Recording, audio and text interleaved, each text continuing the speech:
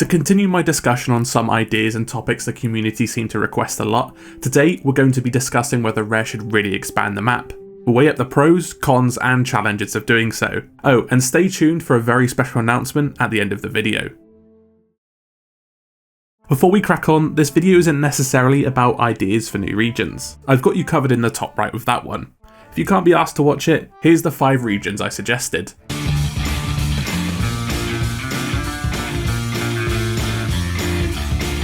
Think back to when Sea of Thieves first launched, way back in March 2018. So just to put it simply, we just had the Wilds, Shores of Plenty and the Ancient Isles, no Devil's Roar or Shores of Gold. So you can imagine the community's excitement when it was announced we'd be getting a whole new region to explore in that same year. This was the beauty of early Sea of Thieves, the infinite potential in what might be coming in the future. When Forsaken Shores did drop, we had a new region to stomp around in and explore. Now, when you think of the Devil's Roar, it's the place with a couple of tall tales and a place to grind out voyages. It's very rare ships go there and for good reason. The appeal was simply worn off and the added rewards don't outweigh the risk, or tedium, should I say. The point is, expanding the map can be fantastic, but has many challenges tied with it. Let's go over the benefits. I personally love the way the map is currently, with the 2 gorgeous sunny regions and the desolate craggy hellscapes. I knew the map off by heart just from experience of sailing around it, and love the familiarity of each island. Introducing a new region would revitalise the spirit of exploring each island, discovering little landmarks and lore of each island, adding an air of mystery around the exploration again. I feel Sea of Thieves is a really good thing going on with its environmental storytelling, which should be expanded upon. There's something to be said when landing on Kraken's Fall and wondering why there's a shitload of dead Krakens everywhere, what killed them all, why this island specifically. That's what I want from a new region, more of that mystery.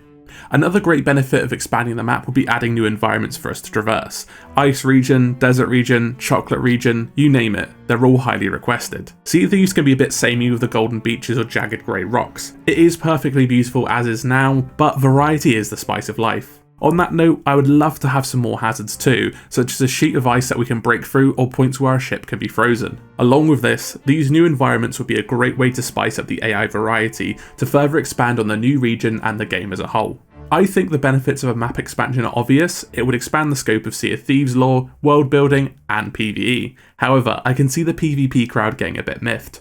I mean, what's the point if it's the same PvP just with a different backdrop? It would make sense to add new PvP tools along with this. Depending on the region, some new ammo types or throwables would be welcomed. The sky's the limit in what they can add, so I really think this can benefit all kinds of players. Now, there are a few challenges and drawbacks of expanding the map, a few of which absolutely have to be overcome before we can think about that. The first is hit reg, because if I don't mention it, there will be loads of you in the comments mentioning it should be fixed first, so we're all agreed on that front. The biggest issue so far is server stability. It is no secret the game can really struggle when there's loads of action going on. If you stack too much loot, there's too many players in one area, or there's too many AI threats going on at once, this could play havoc with your machine's performance and the server's ping. This isn't so much an issue when the islands can be instanced or on a different map, like Old Sailor's Isle. Tribute Peak is so large by itself that it has to be placed so far away in the top right hand corner. Adding a full region or 2 to the current map will just strain the servers even more. Similarly, the load times on older hardware can be astounding, especially on the Xbox One family, and even my PC, sorry, shitty laptop I mean, is incredibly slow to load the latest build. In this case then, is it even worth doing until the older generation of consoles is phased out in a few years? The Series X and S really do make the most of this game and really do offer the extra headroom the game most likely will need. Speaking of performance, the number of ships was reduced to 5 way back in Ships of Fortune to combat the load on the server now.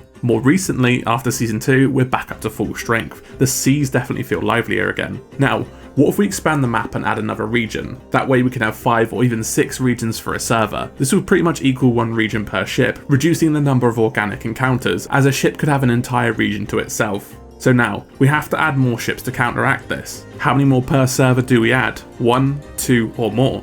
Not only does the server load increase again, but more importantly, how is this tuned? Rare commented on launch that they tuned the number of ships to strike a balance between a boating lake and an empty ocean. You don't want to feel cramped, but you also don't want to sail an endless sea thinking you're in the Rime of the Ancient Mariner. This is a really difficult thing to do, especially when this would have been tested over the course of years during the game's development. Moreover, something we have to consider is the resources needed to create a new set of islands. Forsaken Shores would have been well into development at launch. The development of a new region would take away from the other requested features, like new voyages, tall tales, factions, and so on and so forth. At this point, I don't think it's the best idea to tack on another region at the expense of some other thing I and others really do want. I'd much rather have something like Captaincy or a Pirate Legend update first. That's not to say there's not other ways around it though. Many have speculated that the map will be expanding downwards, not outwards. This would be a fantastic workaround instead of tacking something else on the side. Adding more detail below the waves has been speculated, which I'm absolutely in favour of. In this case, it would be more of quality rather than quantity. If Rare could find a way to flesh out the map without expanding it outwards, so to speak, that would be a great workaround to the issue. On the other hand, we can look into changing current islands in the game, which we've seen with Old Boot Fort becoming the Fort of the Damned. As much as Battle Royales get a bad rep, something they utilise really well is changing small parts of the map, one at a time. If you look at Apex Legends, the first map, King's Canyon, is completely unrecognisable now. Imagine if Old Faithful Island was struck by a meteor and left a large crater in the middle, or Thieves Haven collapsed in a huge storm. These are the kind of things I'd really love to see in the game. I know some of the content creators have speculated the Devil's Roar could be dormant and start to recover, becoming a completely different landscape while keeping the geography pretty much the same. The only issue I can really think that could arise from this is that every island is someone's favourite, so changing the map may make the Sea of Thieves lose its recognisability. Although, no one f***ing likes Old Faithful Island, so the sooner a meteor hits it, the better. Now, onto the fantastic news. I am now officially a Sea of Thieves partner as of earlier this week, and I am elated to say the least. I am over the moon being partnered with my favourite game. What does that mean for you? Well, simply put, Obsidian Six-Packs will be giving out weekly to my subscribers. I'm still working out how I'm going to get this scheduled. As it stands, the giveaway will probably run Sunday to Sunday each week, and I'll set a topical question for you to enter. Oh, and don't forget, the gift card giveaway on my Curses video is still going on, so make sure you go enter that. I really want to say a massive thank you to my community for getting me here, it means the world. Thanks for watching, and as always, I'll see you in the next video. Oh, and now I'm a partner, I can officially tell you how to spawn a Shrouded Ghost. Firstly, you have to sail to